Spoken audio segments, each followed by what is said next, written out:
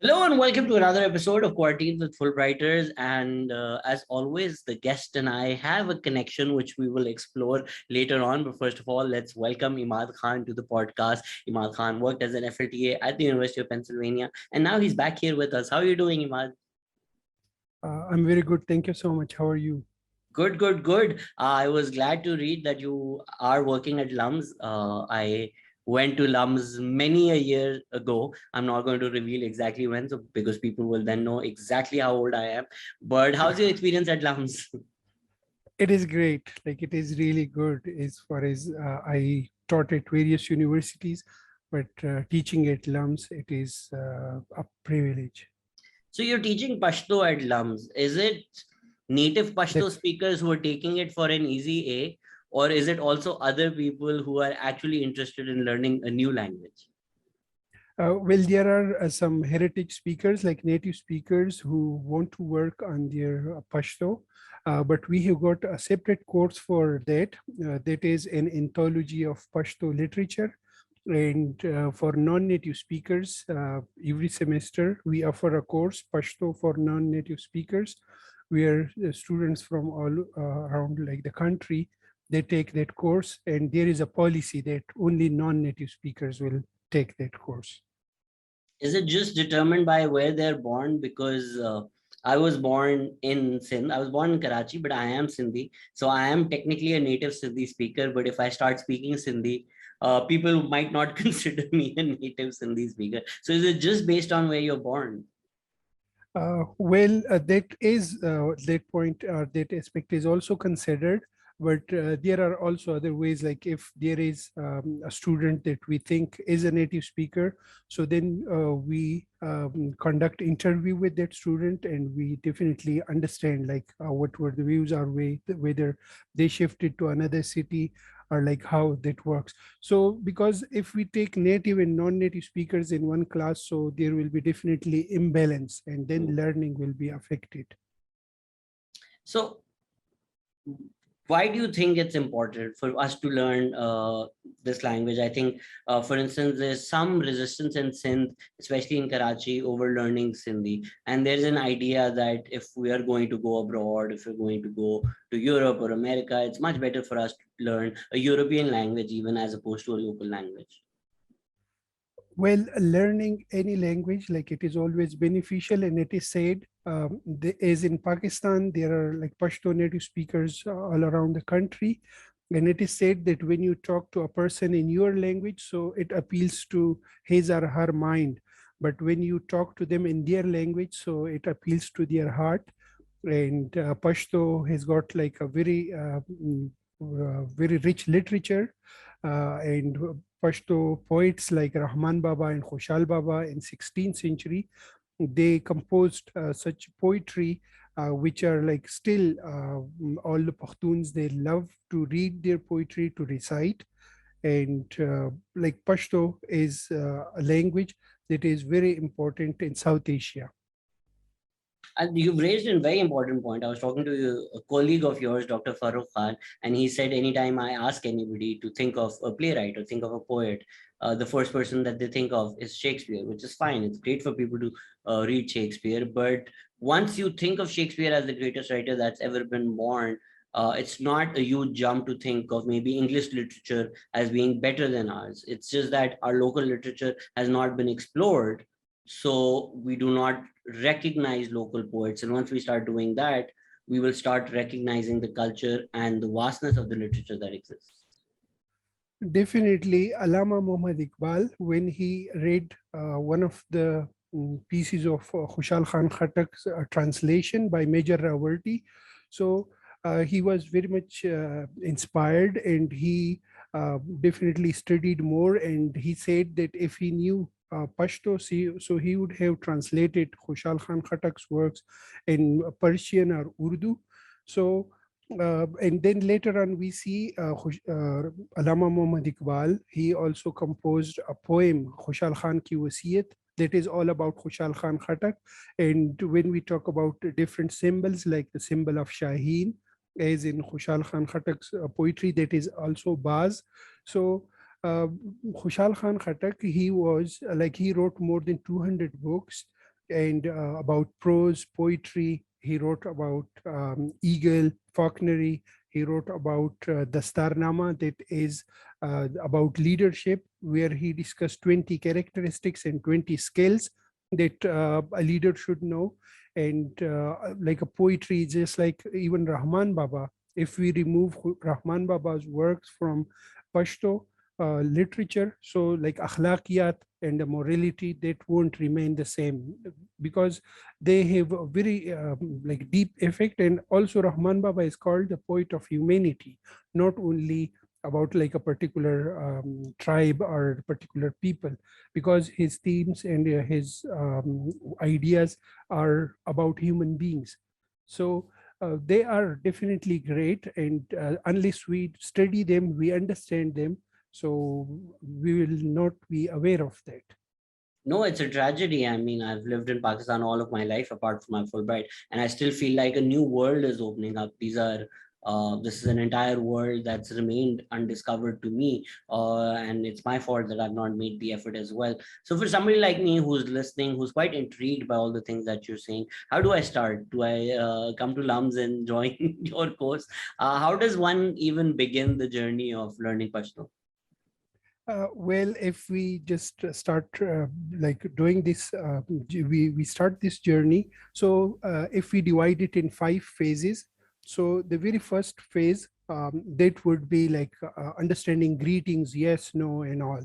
Then level 1 is survival. How do we like ask for various things and present?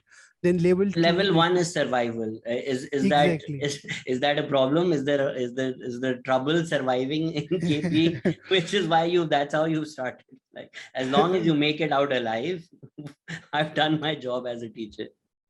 Well, survival would be like a person in native environment, Pashto environment would survive if they know that level.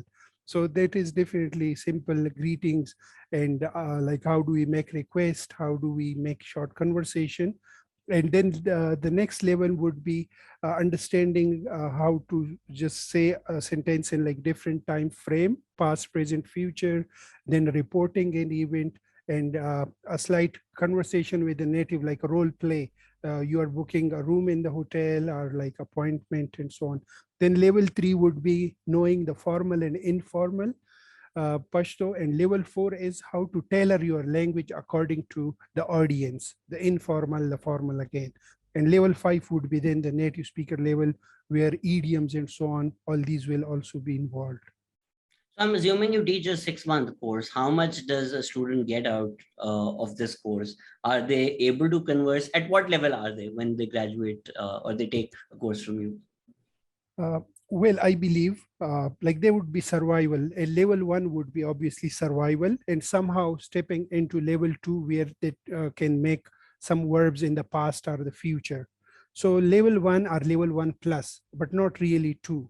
So they have to take like 2 courses, level 1 and level 2, in order to get grip over the foundation.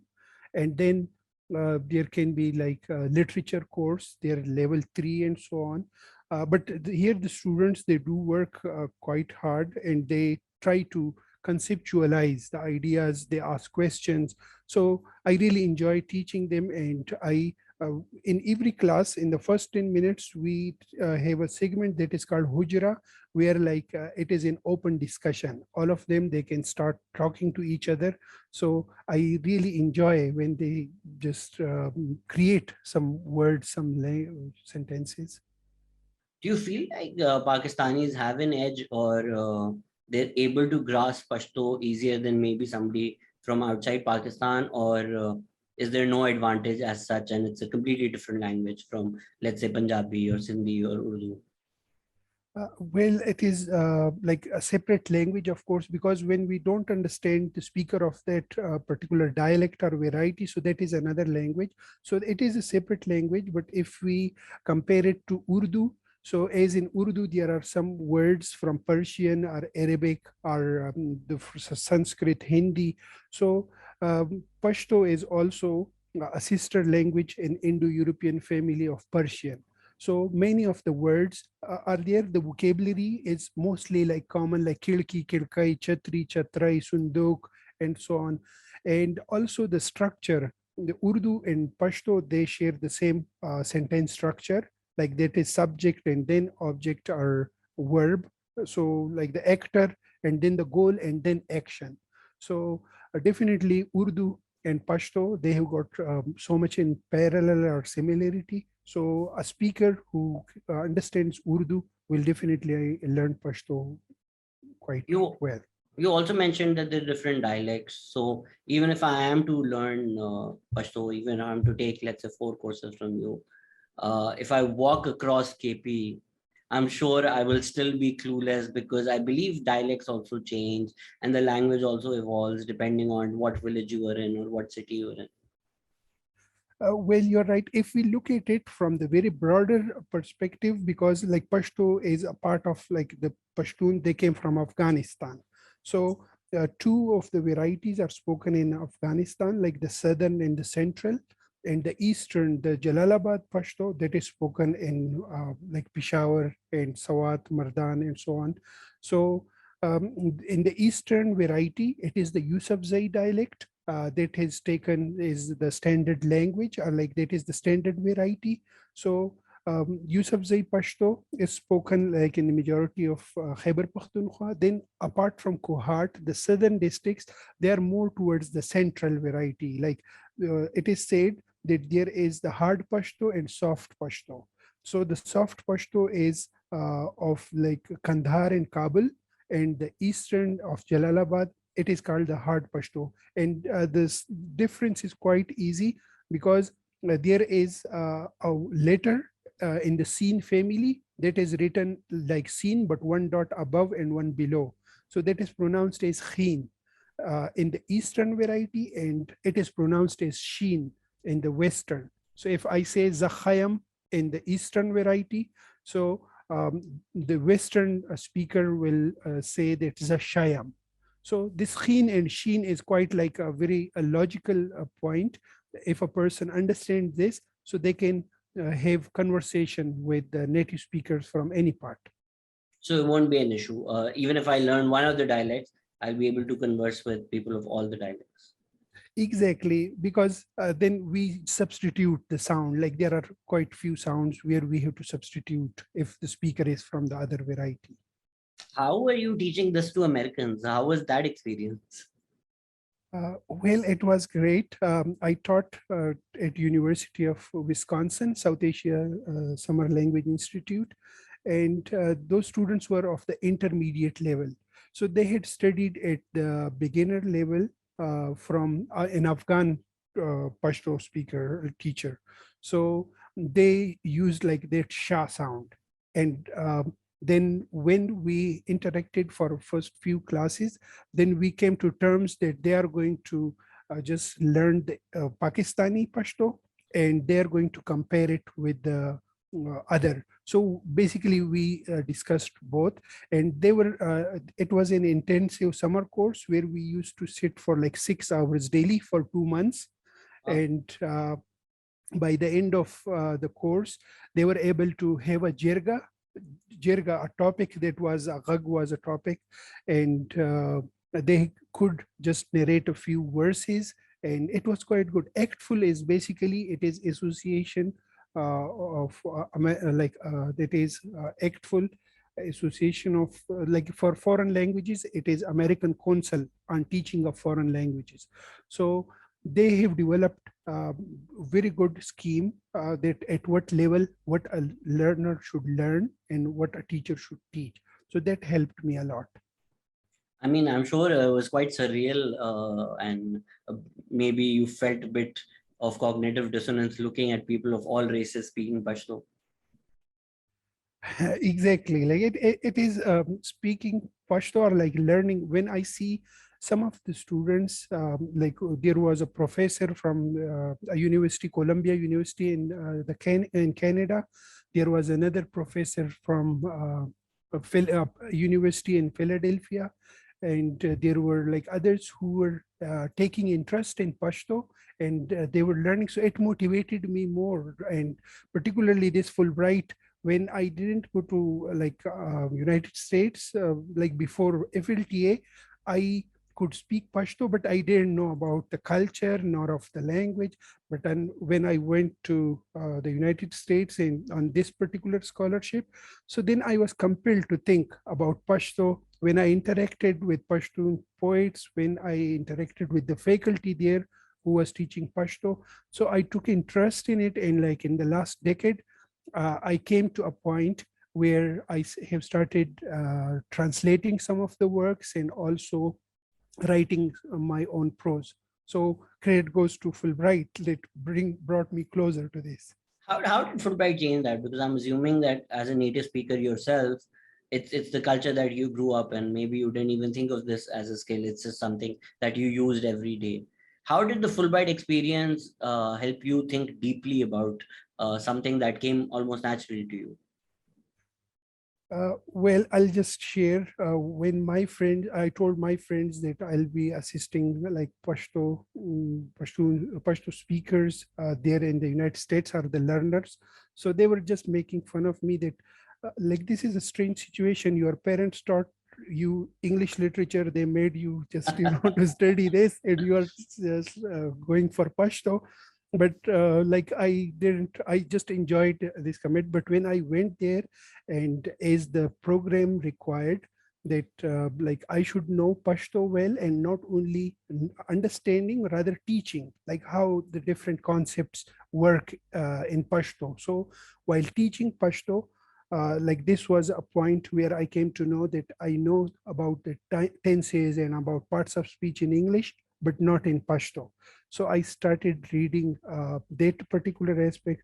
Then about there was a day where we had to show and share culture, and there was a program about Khushal Khan Khattak in University of Pennsylvania, which made me think about this, that well, I'm a native speaker, but I have to do a lot. And like this was a point where I started taking interest in Pashto rather than in other like English and so on. And for the last decade, I have been working on Pashto, and it is quite amazing. How did that change how you look at Pashto, or did it change how you look at Pashto? Well, like if I look at my own perspective, so like it gave me an edge over another language that I spoke, but I didn't know the very internal intricacies of the language, and also about the Pashto literature, the different towering figures that like if I had studied only English literature, so I wouldn't have studied them. But when I went on FLTA, so then even I started studying them, I started reading them, and like it changed my perspective. And now I'm like changing perspective of other people about the language, that it is quite easy, like everybody can learn it. And at the same time, Pashto literature that has got a lot for everyone. I mean, it's a key to a magical kingdom that you've been handed, and then the entire world opens up to you. But when we talk about literature, even for, let's say, native English speakers, or at least in Pakistan, who've had their schooling in English medium schools, Shakespeare is a struggle to read because Shakespeare is poetic, Shakespeare is written in a certain style of English. So when you're talking about these poets from centuries ago, I'm sure even if people take 3, 4, 5 courses from you, they might not be able to grasp the poetry. There are like Pashto hasn't changed a lot. If we look at like 16th century and 20th century, the expression, the poetic changes like slightly. These can be there. Otherwise, like the language is almost the same. And then there are different poets. If we look at Rahman Baba's poetry, so his language is very simple. That is why everyone, just though like if they are educated or not, but they definitely remember a verse of Rahman Baba, because Rahman Baba is quite easy. Khushal Khan Khattak's language is also quite easy. But in 20th century, we came across Ghani Khan, whose like ideas and whose expressions are something that Abbasin Yousafzai, another Pashto poet, he says that Pakhtuns will understand his poetry like after 300 years. So I mean, you've said everybody will remember a verse. So how about you tell us a verse and then also tell us what it means? Definitely, I'll share. It is Rahman Baba says that Kuhe Makana the Bal Sadi Palarki, Kuhe Makana the Bal Sadi Palarki, Charistaba the Kuhi Pagada Larshi. He says that don't dig a well in the ways of the people. Maybe a day, like someday, your way will be that, and like you will be happen to cross that. So uh, he is called like a poet. He has got he says that kaditama the makhluk the dara prehwa badshahidi mubarak shakagadai. He says that if you stop expecting from the people, so Then you are the king. you are the king. Hey, Exactly. I What mean, as somebody who's never read Pashto as well, I could figure out the word makhluk, nice. I could figure out Badshahi, and then Nice. conceptually I could understand because there's also, again, it's tragic that I think of English literature when I hear these things. But there's a poem by by Rudyard Kipling called If, Very which Kipling. has a very similar concept. So when you say people understand these concepts, are there certain concepts or ideas which are prevalent in Pashto poetry which we can trace across these poets? Exactly. If we trace back to like the very first recorded Pashto poem, that is Amir Karol Suri. He was in Sur, Afghanistan. He composed it back in 7th century. And his poem is that Zayams Mare Padin Alailama Atal Nishta Pahindo Sindo Purtakhara Pakabal Nishta. He says that I am a lion and there is no parallel to me in the whole surrounding, not in Hind and Sindh and Takhar and Kabul. So then if we study Khushal Khan Khatak's poetry, so again about bravery and like all these themes are there. Then if we study the 20th century poetry, so again, bravery, loyalty, love, respect, and so on. There are certain themes which are like prevailing throughout these poets and poetry. You haven't told us a verse by Shal Khan Khatak yet. Okay, definitely. Khushal Khan Khatak, he is known, like he is called the man of sword and We, pen. we can also play a game. You can tell us the verse and then I can guess what I think it means. Okay, perfect. Okay, so that will be great. So Khushal Khan Khatak, he says that Give the me an easy one, Afghan. please. Okay, sure.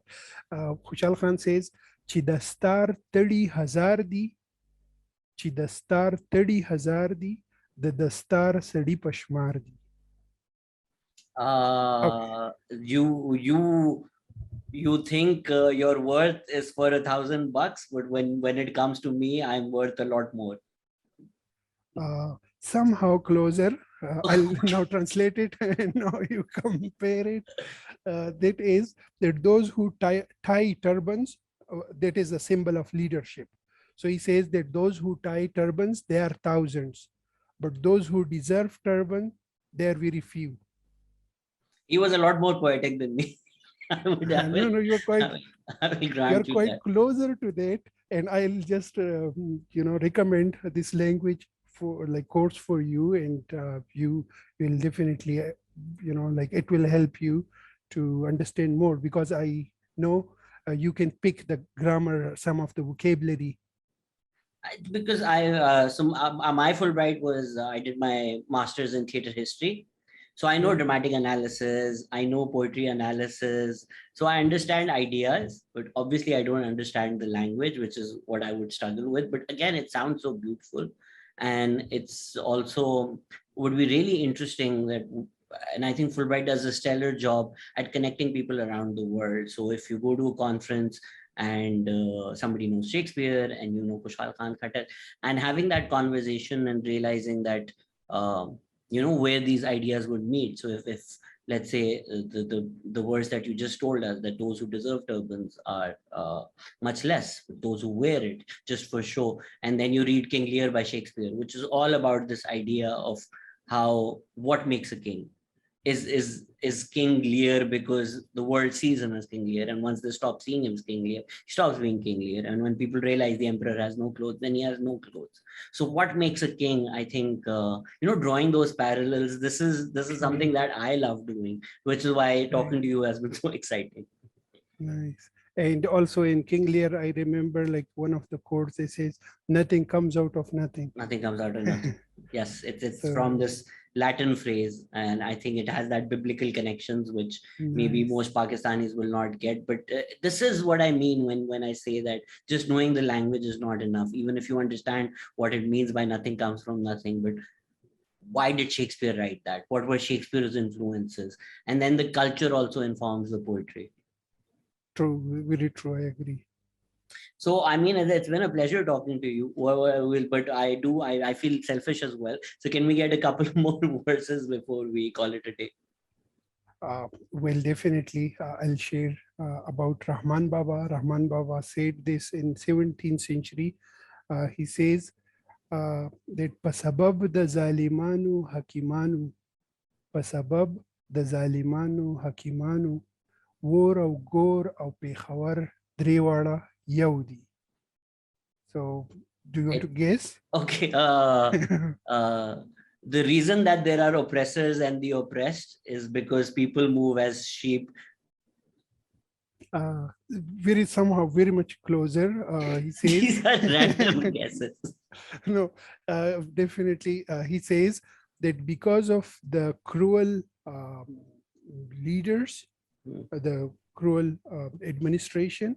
So he says that pasabab the zalimanu hakimanu, zalim hukama ki sabab, fire or Peshawar or qabr ye tino ek jaise hai. So it is from like. It's a lot more beautiful, but I understood the concept. How was your Fulbright experience like, going there and seeing this new world? How did that open up how you think about the work that you do?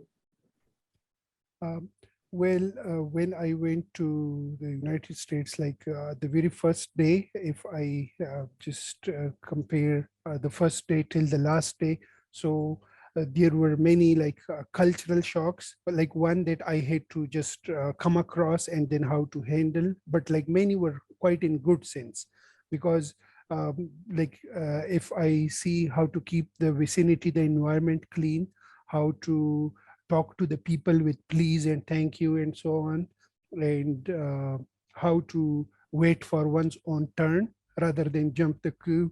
And Imad, why did you need to learn all of that in the US? You should have known all of that before going.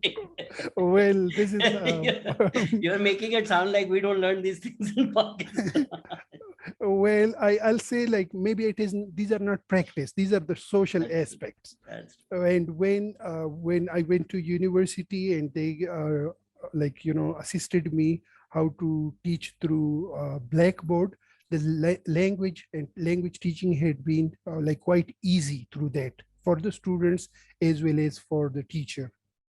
And then in libraries there, even in the office of James Karen, like there were like so many good pieces for language teaching, for literature, and like everything was simply amazing. The people, the academia, and so it changed my perspective, rather it broadened my perspective. And while going there, it brought me closer to my own culture. That's such a beautiful thought. How does it inform your work now? What do you feel is like the most important aspect that you've brought back and now you use in your work every single day? Well, one that would be, if I say like for the discipline, like how to do one's own work with the discipline.